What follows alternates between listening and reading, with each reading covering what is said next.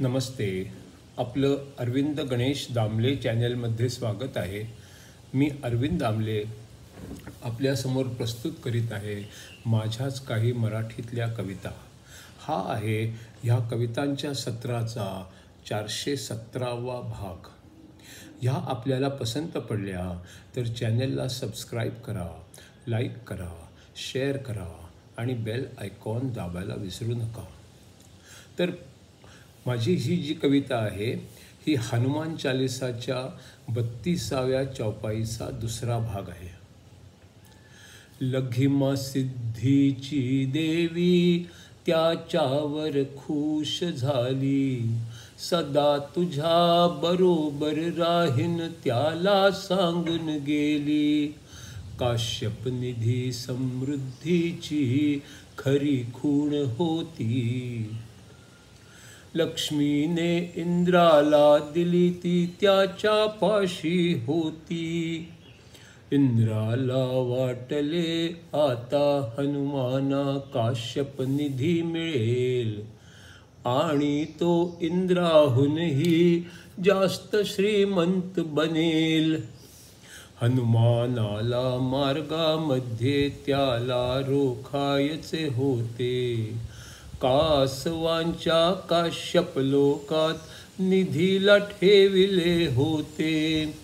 हनुमान गेला अन प्रहरीनी त्याला पकडले, राजा काश्यपासमोर त्याला ते घेऊन गेले. राजा म्हटला निधीसाठी कठीण तप करावे, हनुमान म्हटला स्वतः सूर्याने सांगितले तेथे जावे. राजा म्हटला निधीसाठी कोणत्या 3 गोष्टी हव्या, रक्षण करण्यासाठी शक्तिमान असायलाच हवे, उपयोग त्याचा योग्य करावा हे असायला हवे, धर्मासाठी अन सर्वांसाठी ते वापरायला हवे. हे बरोबर आहे पण तुझ्यात यातील काय आहे, तुझी परीक्षा घेऊनच मग निधी द्यायचा आहे.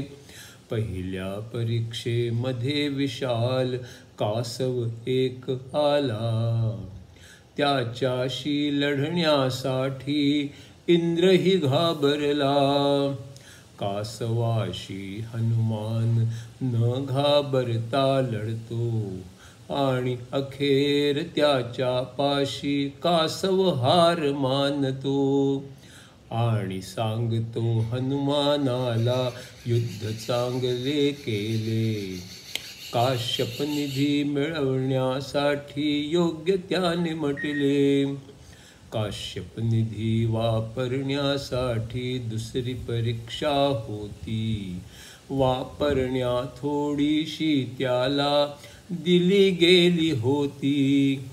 एक अशक्त गरीब महिला पुढे आली होती, मदत तिची हनुमानाने मुळीच केली नव्हती. त्याला वाटले ही निधीला सांभाळणार नाही, भोवतीच्या चोरट्यांपासून निधी वाचणार नाही. त्याने बघितले एक माणूस मुलास मारित होता, कारण प्रत्येक बालक जेवण मागत होता. फुकट मिळाल्याने त्याची किंमत काही नसते, त्याला देणे हनुमानाला योग्य वाटले नव्हते. आर्थिक नुकसान झालेला एक व्यापारी येतो आणि भुकेल्या मुलांना तो व्यापारी बघतो. अशा भुकेल्या मुलांना तो जेऊ खाऊ घालतो. त्याला निधी देणे हनुमान योग्य आहे म्हणतो. असलेल्या निधीतून हनुमानाने थोडा निधी दिला. व्यापाऱ्याने त्या निधीतून इतरांनाही दिला.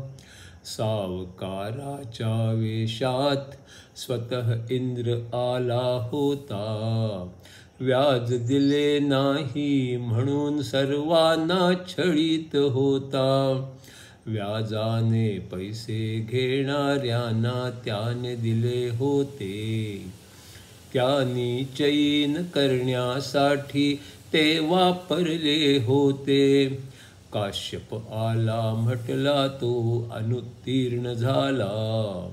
हनुमान म्हटला दिले नसते तर त्यांना मृत्यू आला असता. मरण टाळण्यासाठी त्याने निधी दिला होता. परिस्थिती पाहून निधी देणे हा योग्य मार्ग होता. मग काश्यपाने धर्माने वाटणे हे पण बघितले आणि एका राज्यामध्ये जाण्यास सांगितले.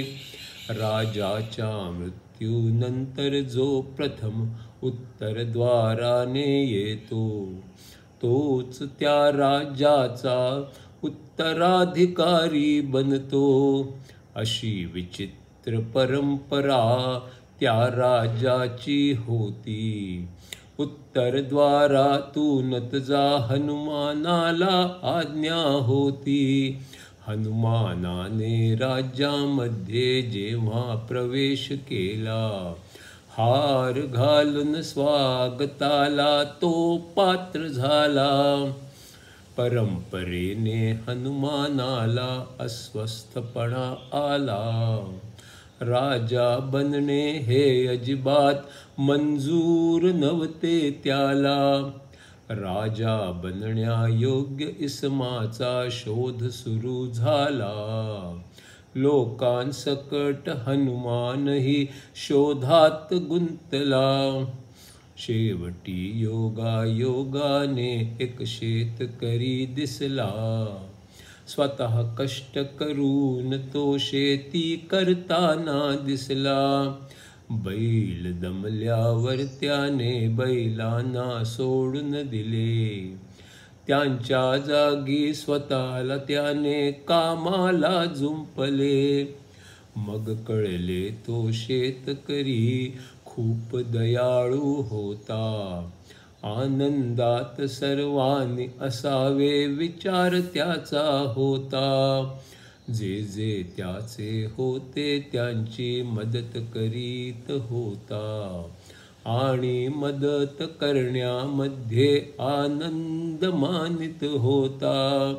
मौज मजा अन मस्ती तो करीत नव्हता. मदत करण्यातच तो आनंद मानित होता. मनाने तर तो राजा बनण्यालायक होता, पण त्याच्यामध्ये शक्तीचा बराच अभाव होता. थोडे लोक तिथे आले अन हल्ला केला. आत्मविश्वासाने त्याने सर्वांचा प्रतिकार केला. मग इंद्र देखील तेथे वेश पालटून आला. शेतकऱ्याला हनुमानाने मग शक्तिमान केला. जादा ताकद मिळता क्षणी इंद्र देखील हरला. राज्याच्या योग्य शेतकऱ्याला हनुमानाने बनविला. राजा बनण्याचे आकर्षण हनुमानाला नव्हते. योग्य ठिकाणी योग्य माणूस असावा वाटत होते. लंका विजयाची बातमी सीतेस द्यायची होती. स्वतः हनुमानाला ती सांगायची होती. वार्ता ऐकता हनुमानाला सीतेने वर दिला. सगळे चांगले तुझ्यात असावे असा वर दिला.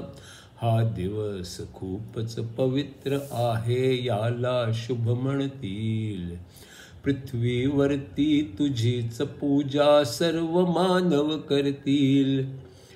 8 सिद्धी अन 9 दिधी सीतेने त्याला दिले.